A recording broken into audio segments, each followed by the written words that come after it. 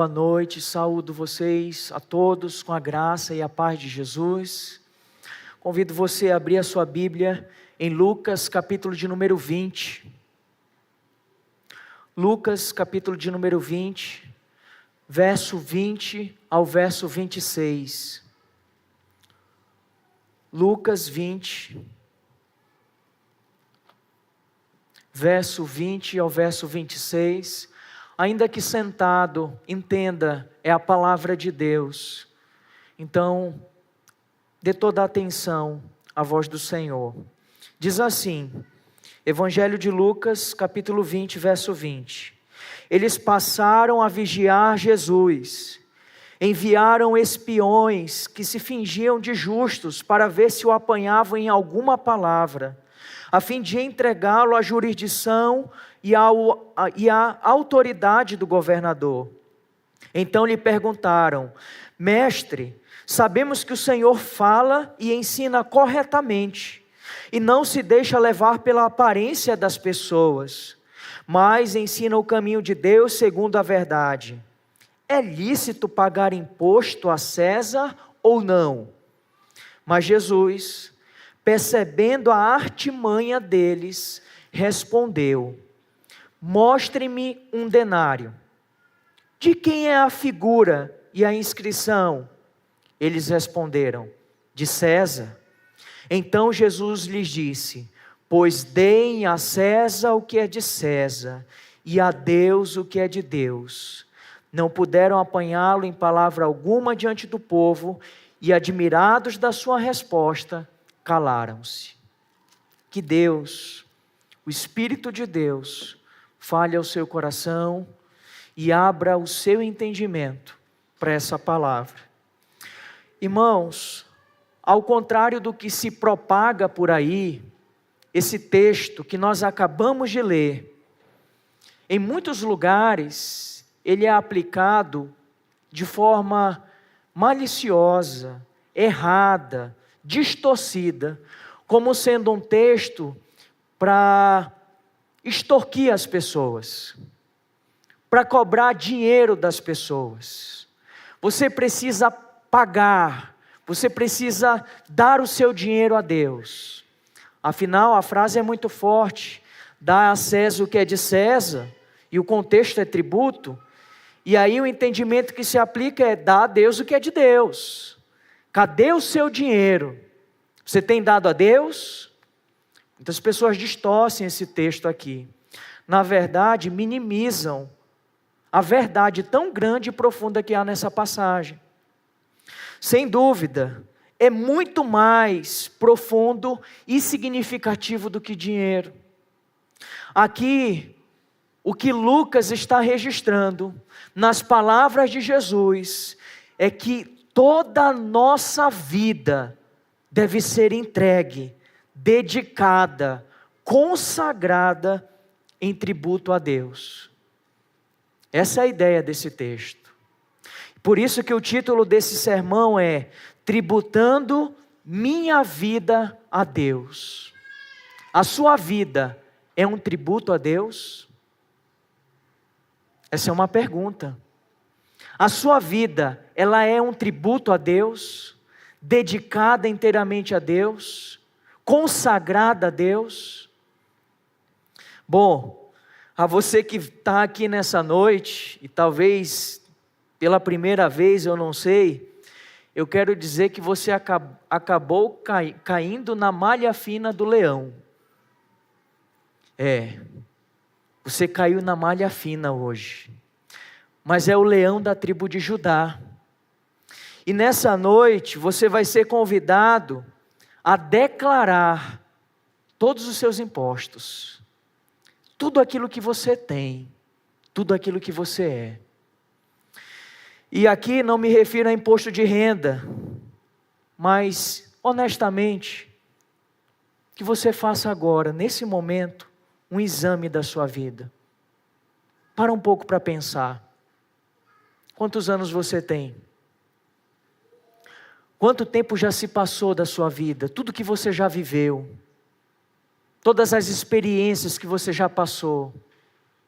tudo que você conquistou, deixou de conquistar, tudo que você é hoje, seus filhos, esposa, marido, emprego, casa, dinheiro, carro, essa roupa que você está vestindo. Pense em tudo que você tem, até sua saúde, seja ela boa ou ruim, mas essa saúde que você tem hoje, a sua condição, seu lazer, comida, amigos, essa mão que você tem, esses olhos que você tem, os pés que Deus tem te dado para andar. Para pensar em tudo o que você tem e em tudo o que você é. Até o ar que a gente respira, enfim, toda a vida, absolutamente tudo. Quem foi que te deu? Quem foi que te deu? Tudo que você é e tudo que você tem. Você acha que tudo foi mérito seu? Você acha que tudo foi conquista sua? Ou você acredita, e de fato é, que tudo que você tem, não tem, tudo que você é e que você não é, foi Deus que te deu. Foi verdadeiramente Deus que te deu. Você reconhece isso? E aí vem uma pergunta em sequência. Porque se você acredita que tudo que você tem e tudo que você é, uma declaração de bens completa, real, de toda a sua vida, tudo foi dado por Deus, você tem tributado tudo a Deus? Você tem devolvido tudo a Deus? Você tem dedicado, consagrado, empregado tudo para a glória de Deus? Ou você tem sonegado coisas? Ou você tem deixado de lado algumas coisas? Ou você tem corrompido as coisas e vivido uma vida de ingratidão, de não reconhecimento, de sonegação de tudo aquilo que você deve diante de Deus? É óbvio que todos nós somos eternamente devedores do Senhor, porque nós não temos nada. E eu espero que você reflita nessa noite sobre isso. O contexto dessa passagem de Lucas 20, verso 20, como nós já falamos no domingo passado e retrasado, nós estamos aqui numa semana crucial, conhecida como a Semana da Paixão. Provavelmente aqui é uma terça-feira. Muitos eventos aconteceram na terça-feira. E os líderes religiosos, as autoridades, estão a todo custo querendo tirar a vida de Jesus. Domingos atrás nós ouvimos sobre isso. Jesus havia purificado o templo e os líderes foram em busca de Jesus para questionar: Jesus, com que autoridade você está fazendo isso? De quem veio essa autoridade? E aí Jesus, de uma maneira muito sábia, faz uma contra-pergunta para eles. Eles se dizem como que não sabem responder. E o Senhor então conta-lhes uma parábola, e foi a parábola do domingo passado. A parábola dos lavradores maus. Você se lembra dessa parábola?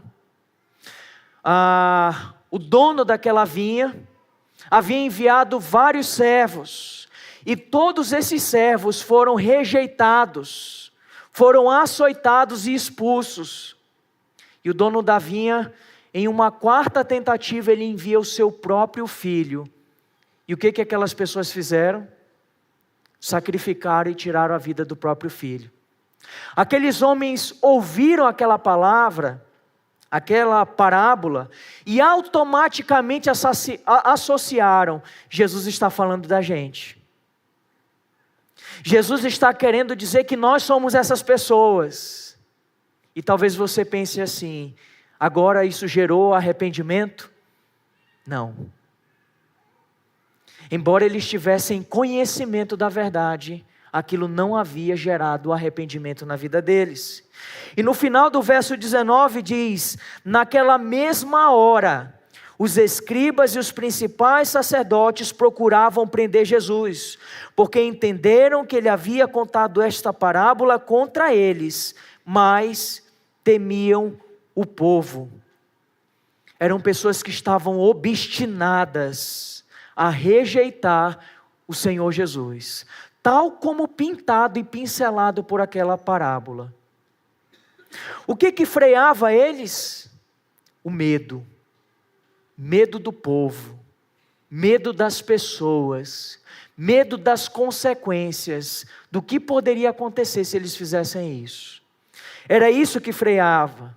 E aí eles traçam um plano mais ardiloso, mais engenhoso. Eles começam a colocar isso em prática para tentar lançar Jesus contra as autoridades. Agora eles colocam pessoas infiltradas. Vamos colocar espiões. Pessoas que vão lá sorrateiramente, se fazendo de justo, se passando como que interessados nos ensinos de Jesus. E vamos ver se a gente coloca Jesus contra as autoridades. Vamos ver se a gente coloca Jesus contra o povo contra Jesus. E é isso que eles procuravam fazer. A estrutura dessa passagem, irmãos, é um padrão de Lucas. Você que faz parte dessa igreja já tem percebido e aprendido. Lucas, ele sempre trata um parágrafo com uma introdução, o corpo e uma conclusão. Acho maravilhoso. É muito bom de estudar Lucas, né? Paulo, às vezes, ele fala uma coisa, depois ele puxa de novo.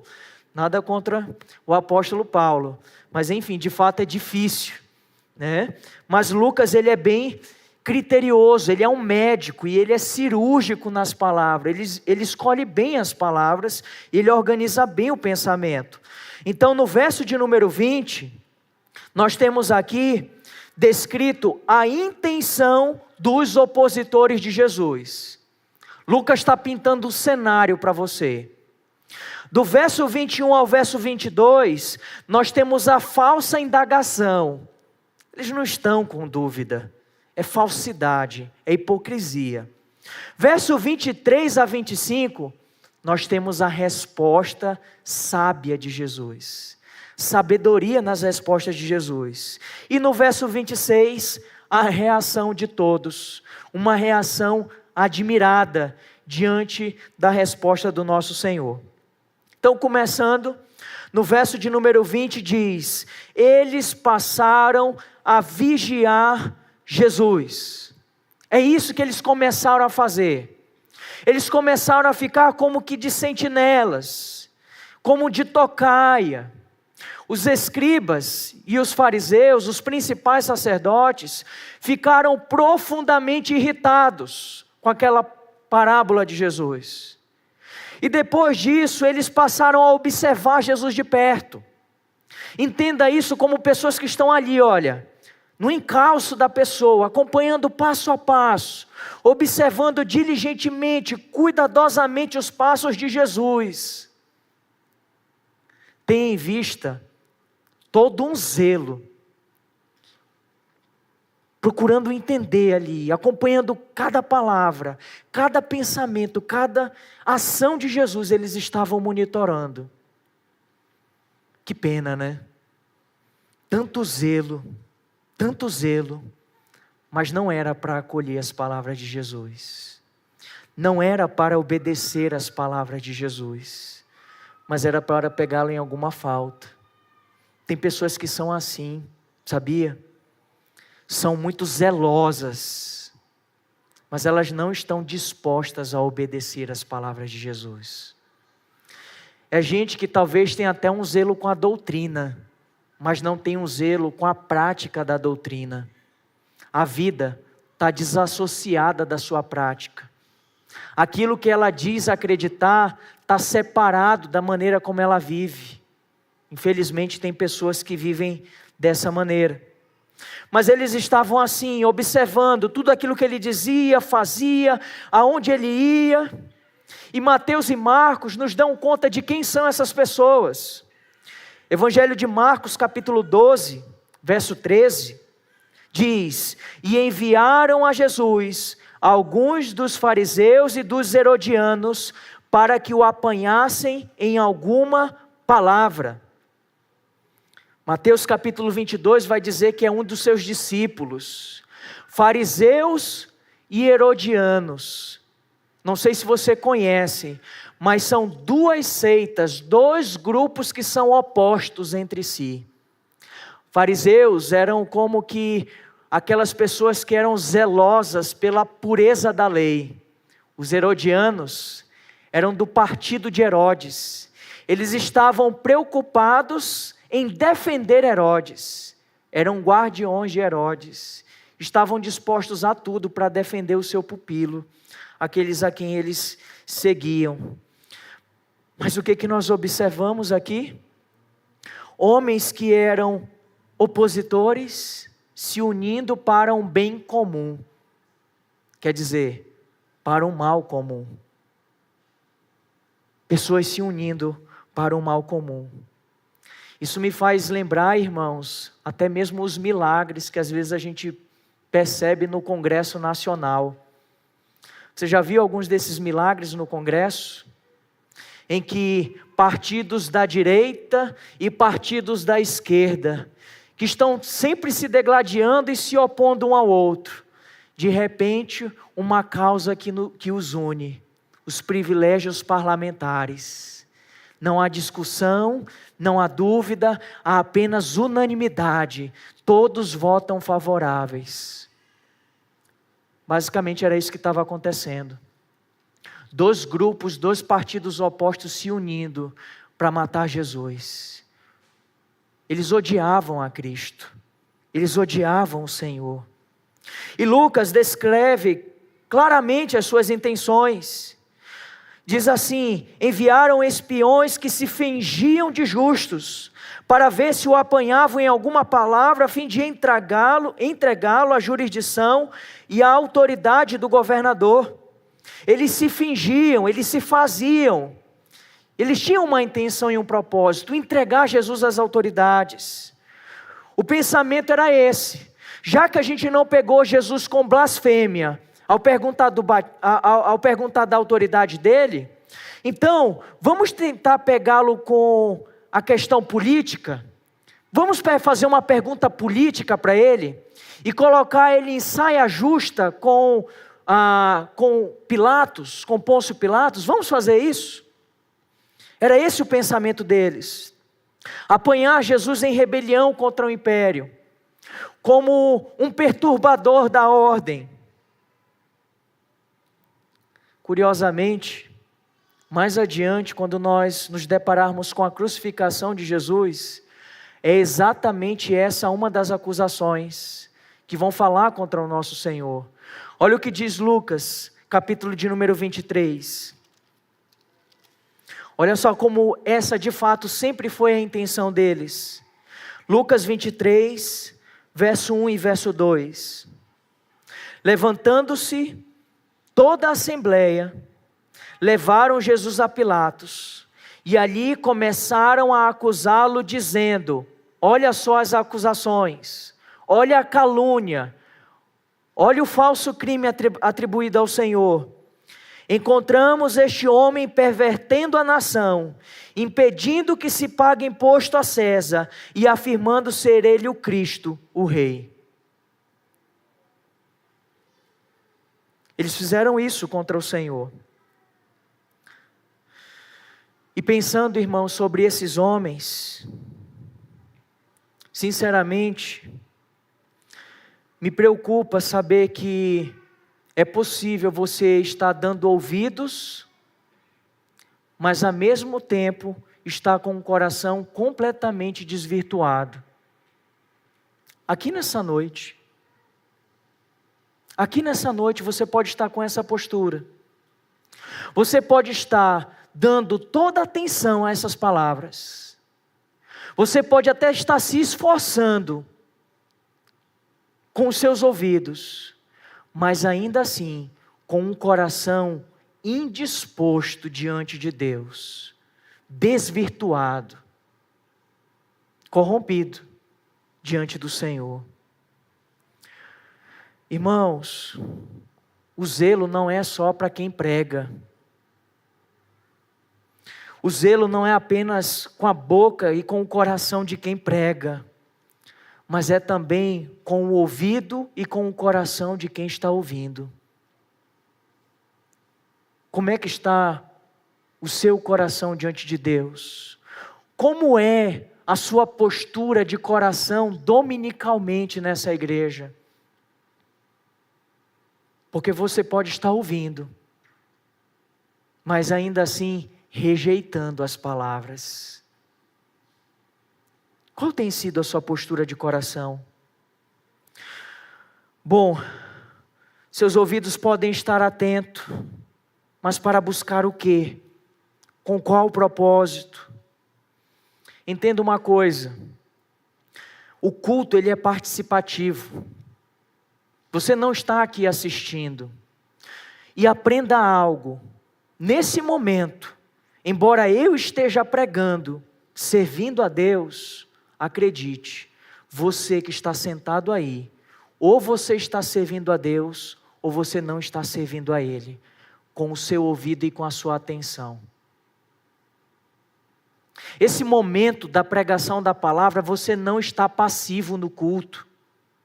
Talvez você pense assim, eu não estou cantando, eu não estou orando, eu só estou vendo e contemplando. Errado. A depender da postura do seu coração, nesse momento, ou você está adorando a Deus, ou você não está adorando a Deus. Ou você está cultuando a Deus, ou você não está cultuando a Deus. Qual a disposição do seu coração nesse momento?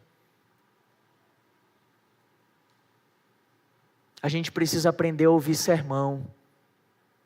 Até isso. A gente precisa aprender a ouvir sermão.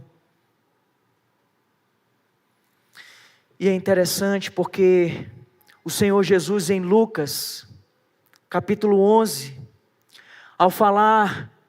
ao ouvir que Maria era bem-aventurada, e de fato, Maria ela teve o privilégio e a honra de ser a mãe do nosso Salvador.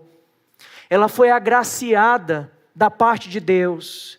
E de fato, Maria, ela é distinta por ter sido a mãe do nosso Salvador. Mas é muito forte quando o Senhor Jesus coloca em um peso muito maior de felicidade e alegria diante de Deus, aqueles que ouvem a palavra do Senhor. Olha o que diz Lucas 11, verso 27 e 28. Aconteceu que ao dizer essas palavras, uma mulher que estava no meio da multidão disse a ele, erguendo a voz: bem-aventurado o ventre que concebeu você e os seios que o amamentaram. Olha a resposta de Jesus. Jesus, porém, respondeu: pelo contrário, mais bem-aventurado são os que ouvem a palavra de Deus e aguardam. Você entende o papel de Maria na história da redenção? Pois é, nas palavras do próprio Jesus, mais bem-aventurado é você que ouve as palavras de Jesus e guarda no seu coração. Segundo ponto, verso 21 a 22. Lucas nos retrata aqui a falsa indagação desses homens. Homens se fingindo de justos. A raiz da expressão aqui é a mesma de onde vem a palavra hipócrita. Se a sua Bíblia tivesse em grego, você ia ver. É exatamente a mesma raiz da palavra hipócrita. Em outras palavras, eles eram hipócritas de justos, se faziam de justos, se fingiam, eram farsantes, eram dissimuladores, pessoas sonsas, santos do pau oco. Conhece pessoas assim? Gente que é sonsa, que finge. Pois é, essas pessoas fingiam ouvir, e também eram fingidas no falar. Olha o que diz o verso 21. Então lhe perguntaram: Mestre, sabemos que o Senhor fala e ensina corretamente, e não se deixa levar pela aparência das pessoas, mas ensina o caminho de Deus segundo a verdade. Cadê a pergunta, meu irmão? Cadê a pergunta? Seja direto, faz a pergunta. Mestre, tu és isso, tu faz isso e aquilo. Pois é. Títulos lisonjeiros, mestre. Chamam Jesus de mestre, mas não estão dispostos a acolher os seus ensinos.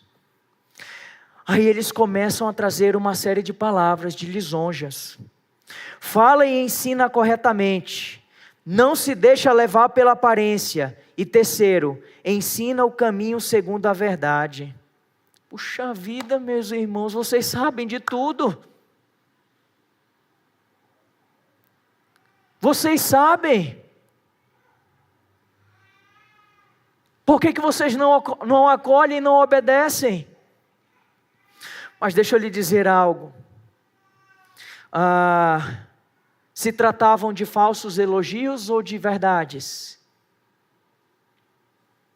De verdades. De verdades. De fato eram verdades, não eram mentiras. De fato o Senhor falava e ensinava corretamente. De fato o Senhor não se deixava levar pela aparência. De fato o Senhor ensinava o caminho de Deus segundo a verdade. Qual é o problema? O problema não é elogiar as pessoas. O problema é a bajulação. Bajulação. O problema não é elogios, irmãos. O problema era as intenções maculadas que corrompiam os elogios. Os elogios, eles têm um poder. Eles nos abençoam. Em que sentido? Quando nós somos elogiados, e esse elogio é sincero e verdadeiro, isso nos encoraja a continuarmos. É ou não é assim? Quando você encoraja o seu filho, ou você é um pai que só desencoraja.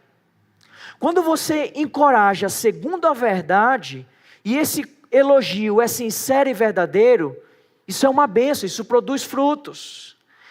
A grande questão são as bajulações. Porque se o elogio encoraja as pessoas, a bajulação destrói. São palavras bonitas, enfeitadas, que têm um punhal escondido. É a intenção escondida pela falsa aparência. É a armadilha, irmãos. Você conhece os contos de fadas? História da Branca de Neve? É aquela maçã que aparentemente ela é boa, mas na verdade ela está cheia de veneno. Essas são as bajulações das pessoas. Qual é o problema da bajulação? Ela pode até ter verdade em seu conteúdo, mas a intenção não é elogiar. A intenção do bajulador é tirar algum proveito de você. E essas pessoas eram bajuladoras. Elas queriam abrir caminho para fazer aquilo que elas estavam intentando fazer. Você é uma pessoa bajuladora? Bajulador do seu chefe? Bajulador das pessoas, dos seus líderes, das pessoas que estão numa posição acima de você? Se você é um bajulador, você é alguém que está procurando tirar algum proveito disso. E é aí que está um problema. É quando não há sinceridade. Sinceridade. Por isso, irmãos, uma aplicação. Não seja um bajulador. Seja uma pessoa que é encorajadora dos outros. Olha o que diz o Salmo de número 12, verso 1 a 3. Salva-nos, Senhor, porque já não há quem seja piedoso. Desaparecem os fiéis entre os homens. É essa a realidade que nós nos encontramos. Senhor, salva-nos dessa geração corrupta. É no trabalho, mas infelizmente é até dentro da igreja. Pessoas que são falsas, pessoas que são infiéis. Verso 2, falam com falsidade uns aos outros, falam com lábios bajuladores e coração fingido. E o verso 3, que o Senhor corte todos os lábios bajuladores e a língua que fala soberbamente. Amém. Amém. Salva-nos, Senhor, de pessoas assim. Provérbios capítulo 29, verso 5 diz: quem lisonjeia o seu próximo está armando uma rede para os seus pés, está armando uma arapuca, uma armadilha. E é isso que aqueles homens estavam fazendo. E o verso 22 continua e diz a pergunta: é lícito pagar imposto a César ou não? Há uma entrelinhas aqui de contexto nessa pergunta. Qual é? Alguns judeus, de fato, eles tinham uma dúvida sincera, de que como judeus, filhos de Abraão, ao pagarem impostos, eles estariam se sujeitando a um rei pagão, e assim estariam assumindo para si o senhorio de César. Haviam cristãos judeus que de fato tinham que de fato tinham essa dúvida sincera. Devemos ou não pagar impostos? Ao pagar impostos, nós estaremos nos sujeitando e nos submetendo ao senhorio de César? É esse o contexto aqui. É esse o âmago da pergunta. Esse valor deveria ser pago ou não? E é interessante aqui, irmãos. Obviamente eles não estavam interessados nessa resposta, como nós já ouvimos. A intenção deles, apanhar Jesus em alguma palavra. Lembra do domingo retrasado? Da pergunta que Jesus lança para ele? Me responda, o batismo de João é do céu ou é dos homens? E eles disseram, não sabemos. Agora, eles como que revidam a Jesus com a mesma moeda. Eles colocam Jesus contra a parede. E Jesus também se encontra numa situação da lei do terceiro excluído. Só tem duas opções. É lícito pagar imposto ou não a César? É isso que eles fazem com Jesus. Se o Senhor afirmasse que não deve pagar, pegamos Jesus. Sedição. Se irrompendo contra o império, se rebelando contra o império. Agora, se Jesus reconhecesse que era devido o imposto, o que iria acontecer? Os patriotas, os religiosos devotos, iriam se rebelar contra o Senhor, iriam se impor contra Jesus. E aí nós temos o verso 23. Mas Jesus, percebendo a artimanha deles, respondeu. Aqui nós temos a sabedoria do Senhor sendo expressa. Sabedoria não só com palavras, mas com atitude, com observação, com cautela. O Senhor age prudentemente.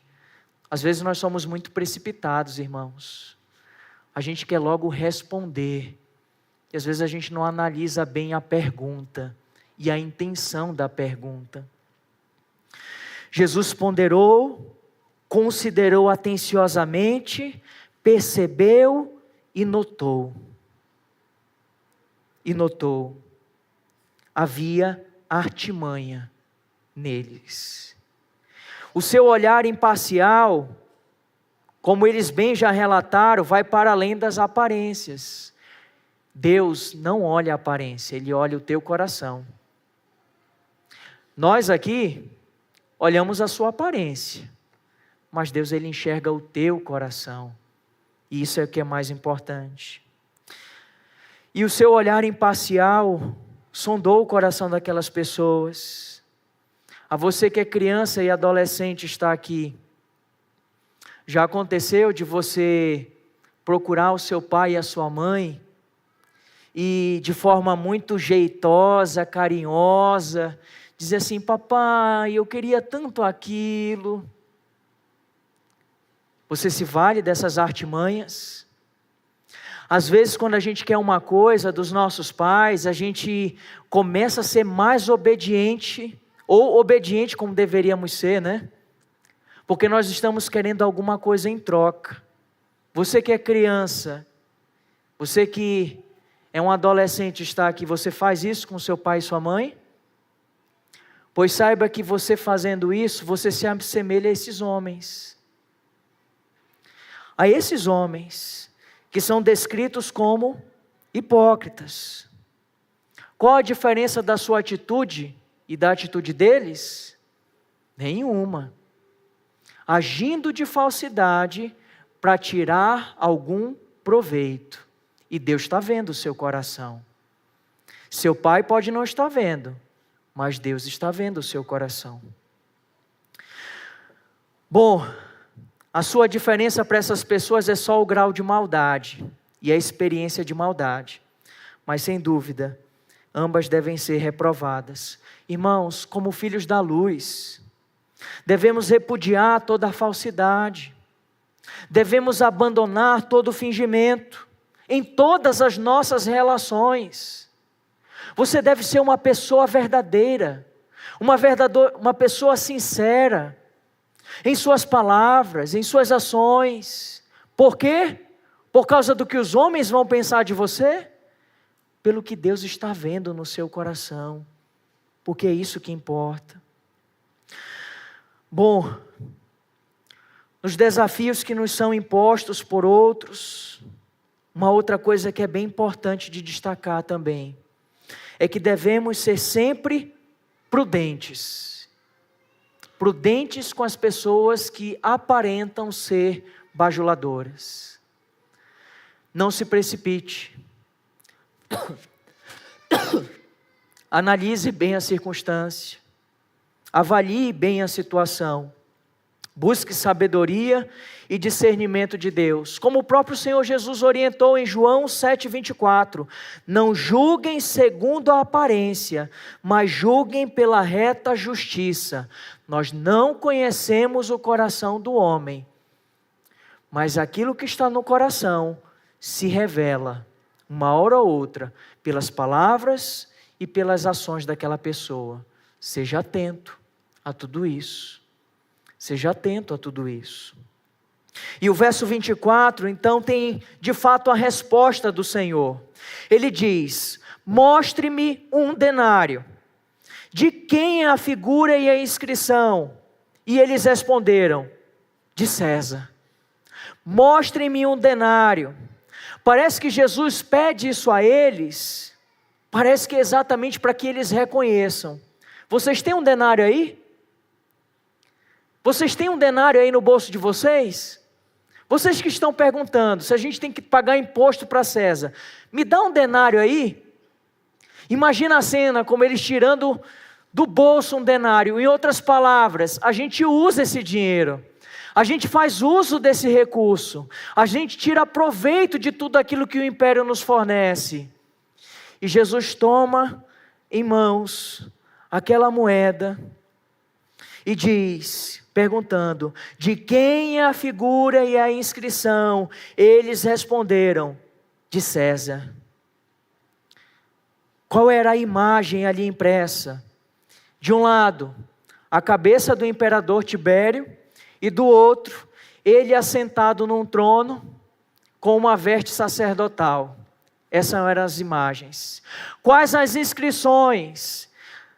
Na face principal estava Filho do Divino Augustus, e no verso, Pontífice Maxim. Em outras palavras, sumo sacerdote.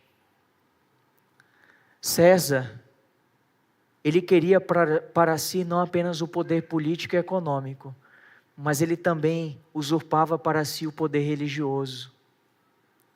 Ele também usurpava para si o poder religioso. Em nossos dias, nós temos algumas figuras que se dizem sumo pontífices, mediadores, se colocando na condição de Cristo. Aprendemos nessa manhã que devemos rejeitar a tudo isso.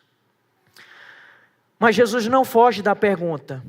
E ele dá uma resposta das mais marcantes. Ele diz: dai a César o que é de César, e a Deus o que é de Deus.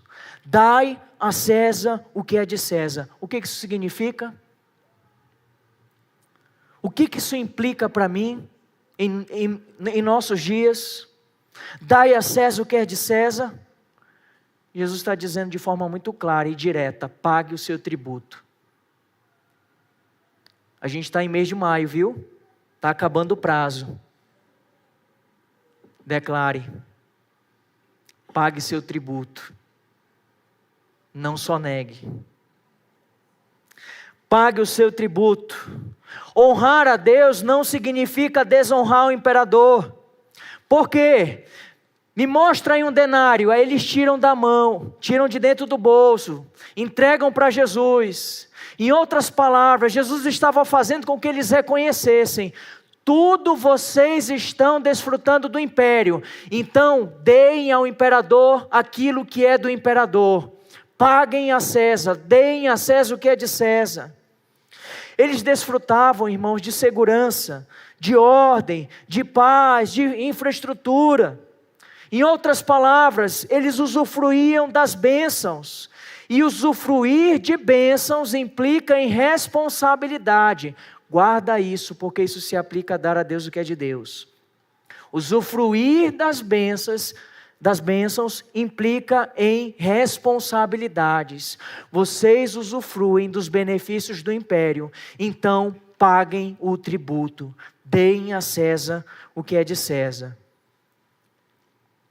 Em outras palavras, é necessário dar de volta aquilo que é devido. O que pertencia a César, isso deveria ser devolvido a César. Meu irmão, um cristão de verdade, ele é cumpridor de suas responsabilidades, inclusive perante as autoridades, perante os homens. Um cristão de verdade é alguém que paga os seus compromissos, é alguém que honra com as suas dívidas.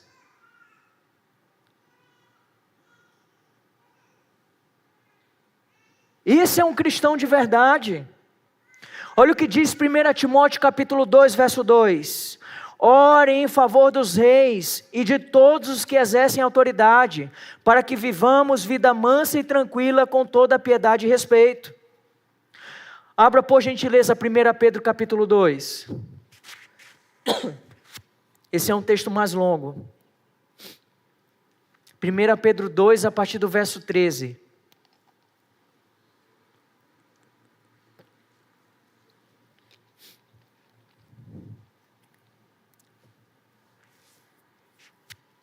Todos acharam?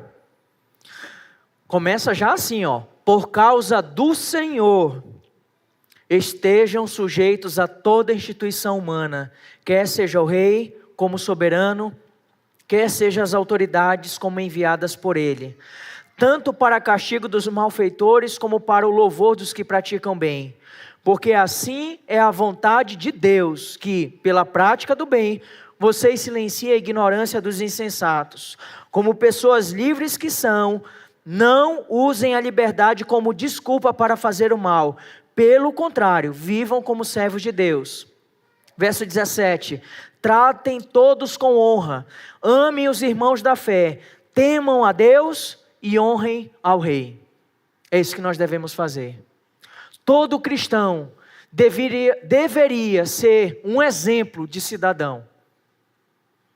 Todo cristão deveria ser um exemplo na maneira como ele lida com seus negócios, na maneira como ele lida com a sua empresa, na maneira como ele lida com os seus funcionários. Um cristão, ele deveria expressar a sua fé em todas as esferas de vida que ele está inserido. Seja na igreja, seja no trabalho, seja na igreja, seja na escola, seja na igreja, seja em qualquer lugar, e não apenas na igreja, nós deveríamos ser exemplo de vida, de fé e de piedade. Você tem honrado a Deus com a sua vida?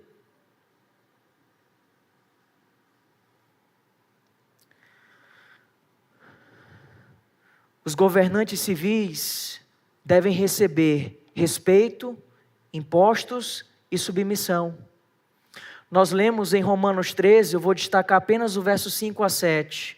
Portanto, é necessário que vocês se sujeitem à autoridade, não somente por causa do temor da punição, mas também por dever de consciência.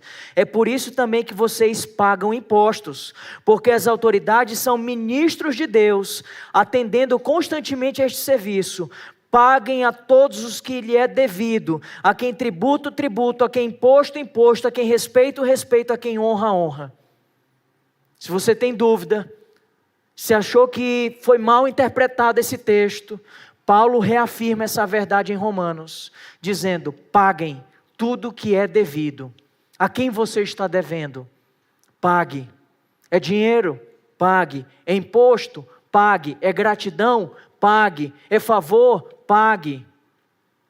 O que você tem devido para as pessoas?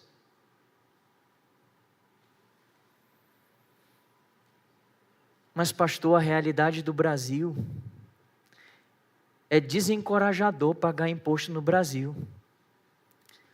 Porque lá eles tinham retorno, mas nós não temos retorno quase nenhum. É corrupção, é desvio, é mau emprego dos recursos. O senhor sabe, pastor? Sim. Mas o problema não está no pagamento dos tributos. Pense comigo. Se você pagasse todos os impostos que você paga e você tivesse moradia de qualidade, segurança, se você tivesse posto de saúde, ninguém ia precisar de plano de saúde, porque todos os hospitais seriam maravilhosos. Então o problema não está no recolhimento do imposto, necessariamente, né? Mas principalmente na aplicação. É de fato. O problema está no uso. E é por isso que você precisa aprender a votar. É por isso que você precisa ter mais consciência na hora do seu voto. E escolher bem os seus candidatos. A solução, irmãos, não é deixar de pagar. Porque do contrário a gente vai estar agindo com injustiça. Tem gente que, por mais que seja precário, mas está sendo abençoado pelo tratamento do SUS.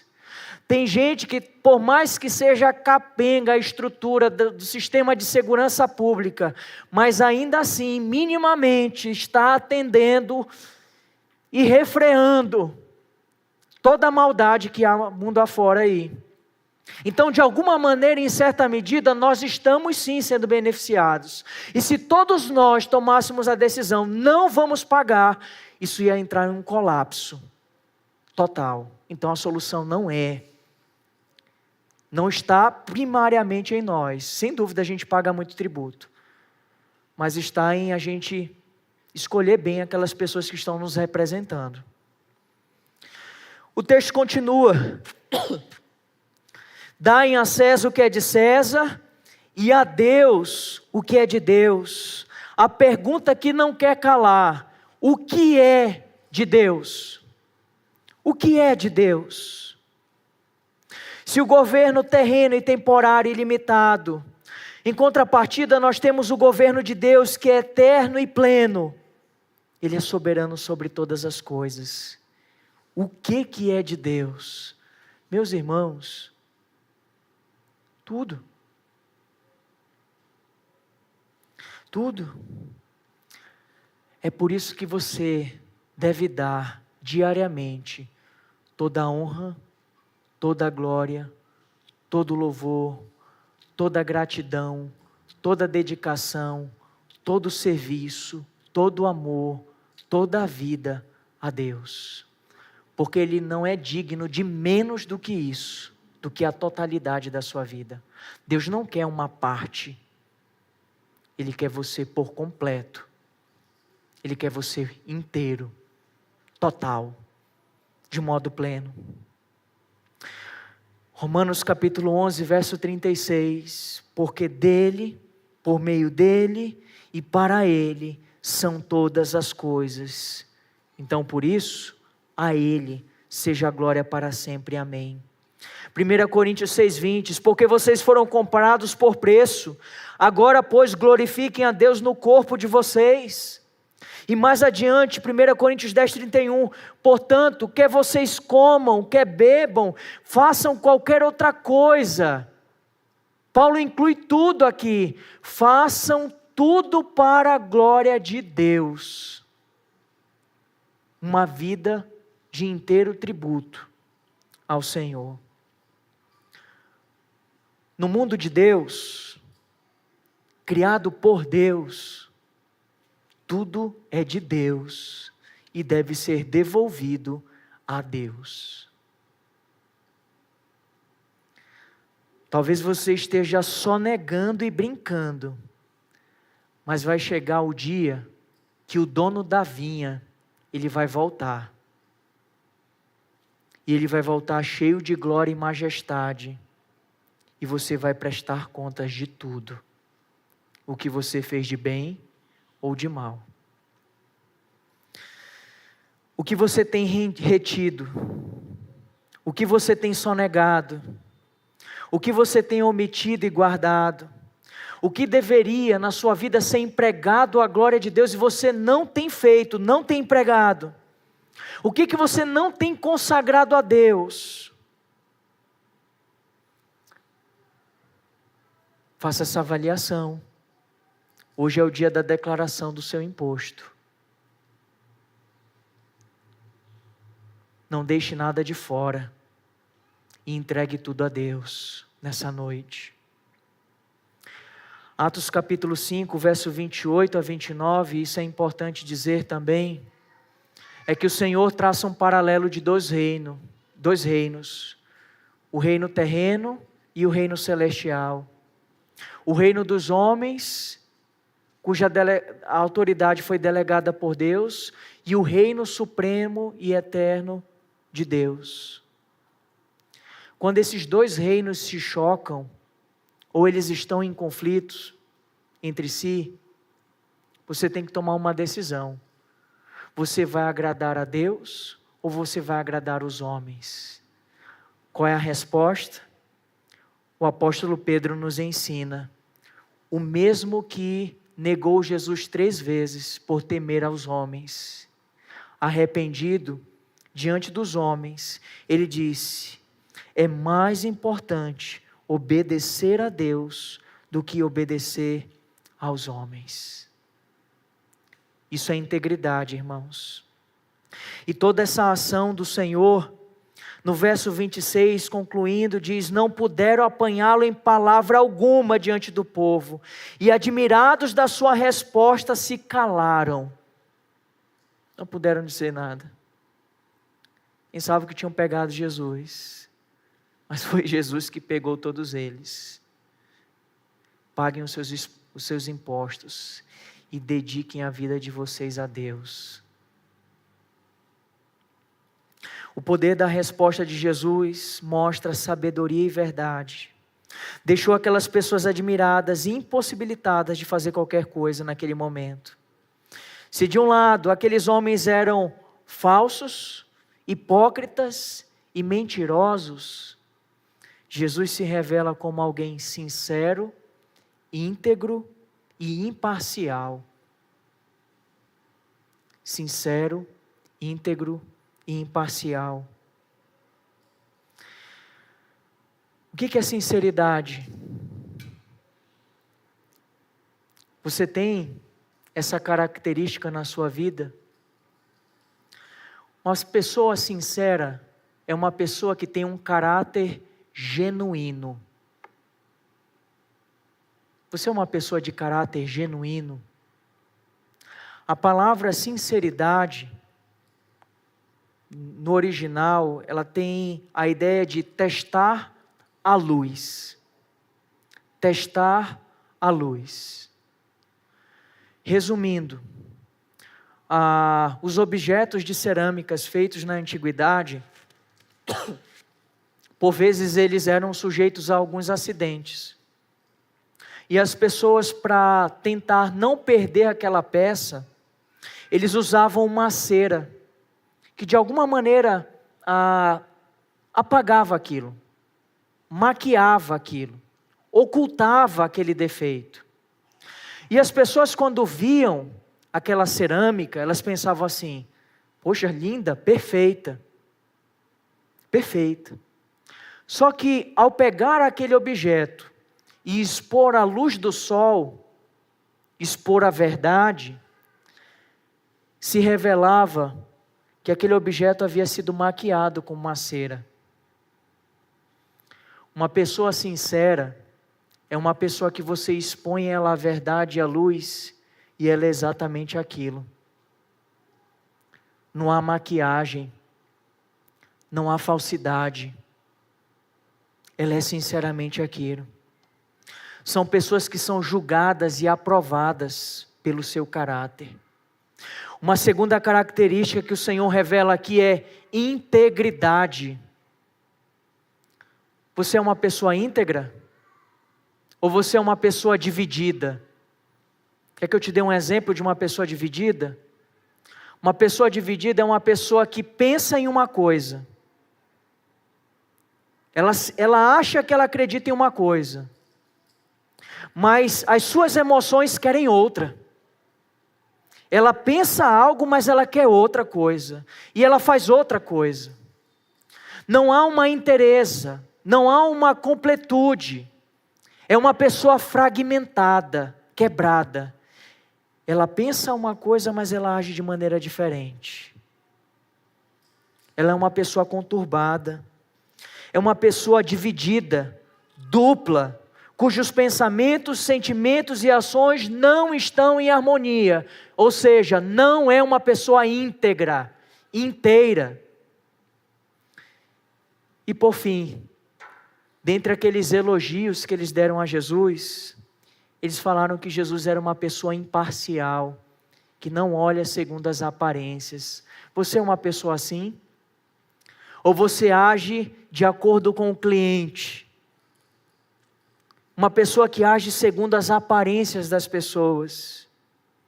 Para Jesus, não importa com quem ele falava, ele sempre era o mesmo. Ele não se deixava dominar por alguém que era rico, nem por alguém que era pobre, nem por alguém que era sábio, nem por alguém que era ignorante, nem por um senhor dono de muitas propriedades e nem por um escravo. Jesus era o mesmo perante todos. Você é uma pessoa assim, imparcial? Ou você trata as pessoas com parcialidade?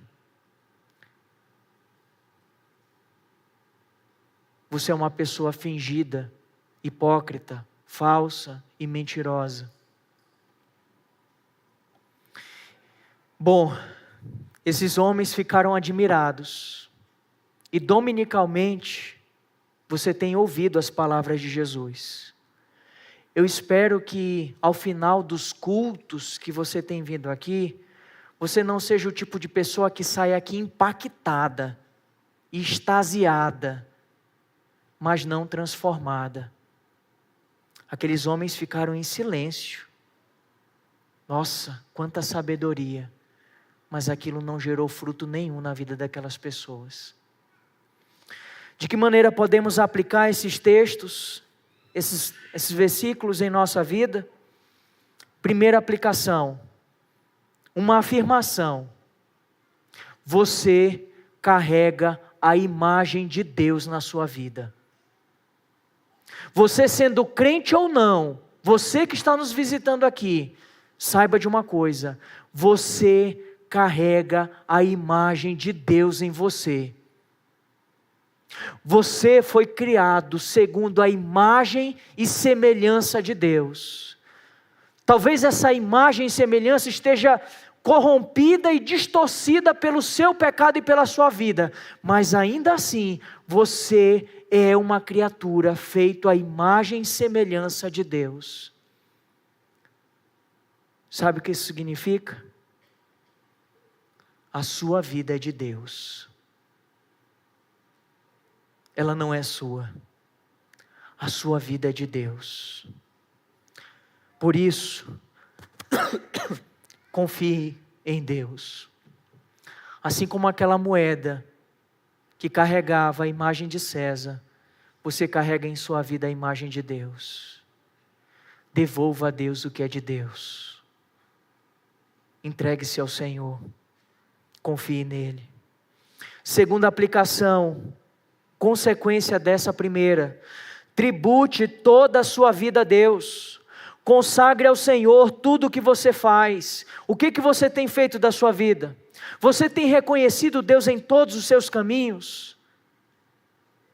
Se você tem reconhecido Deus em todos os seus caminhos, consagre a Deus tudo o que você faz, e como diz o salmista, e todos os teus planos serão estabelecidos. Dedique tudo a Deus, leve tudo a Deus, faça tudo para Ele, como que para Ele.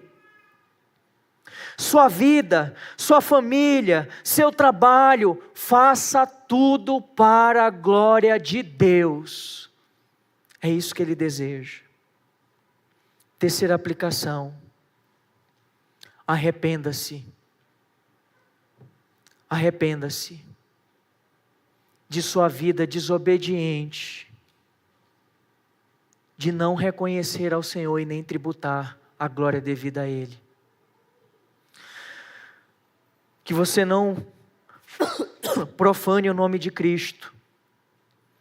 Arrependa-se enquanto Deus te dá a oportunidade. Deixa eu ler um texto aqui para você. 2 Pedro, capítulo 2, verso 21 a 22. Só ouça, com muita atenção. Pois teria sido melhor que eles nunca tivessem conhecido o caminho da justiça, do que após conhecê-lo, voltar atrás e se afastar do santo mandamento que Deus lhe havia dado. Com eles aconteceu o que diz certo provérbio muito verdadeiro: o cão voltou ao seu próprio vômito, e a porca lavada volta a rolar na lama.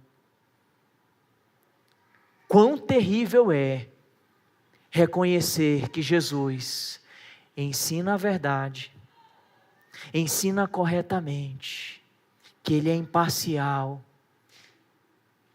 que reconhece todos os ensinos de Jesus, ouve, entende e conhece, e ainda assim despreza. Ouça muito claramente: você é indesculpável. Há um juízo maior sobre a sua vida,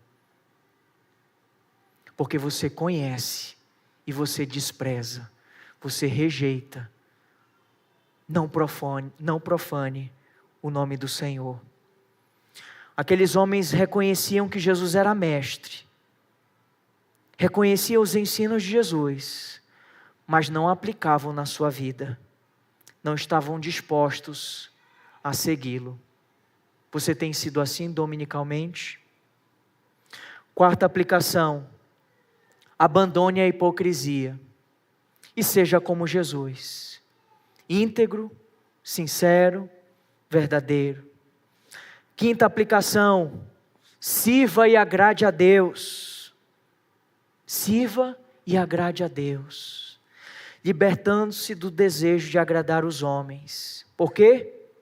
Porque é impossível servir a Deus dedicando-se a agradar aos homens. Gálatas capítulo 1, verso 10, o apóstolo Paulo diz: por acaso eu procuro agora fazer o favor das pessoas ou o favor de Deus? Ou procuro agradar as pessoas? Se ainda estivesse procurando agradar as pessoas, eu não seria servo de Cristo. Quem é o teu Senhor? Quem é o teu Senhor? Você mesmo? Se o teu Senhor é você mesmo, a sua vida é uma vida de autossatisfação para agrado de si mesmo. O teu Senhor são as outras pessoas, então você vive em função das outras pessoas. O teu Senhor é Deus, é Jesus, então viva para agradar ao Senhor. E eu gostaria de finalizar com a citação dessa canção: Como agradecer a Jesus o que fez por mim? Bênçãos sem medidas, vem provar o teu amor sem fim.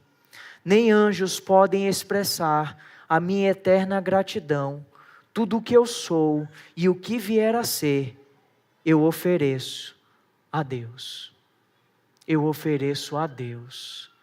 Por isso, a Deus demos glória. Que Deus aplique a sua palavra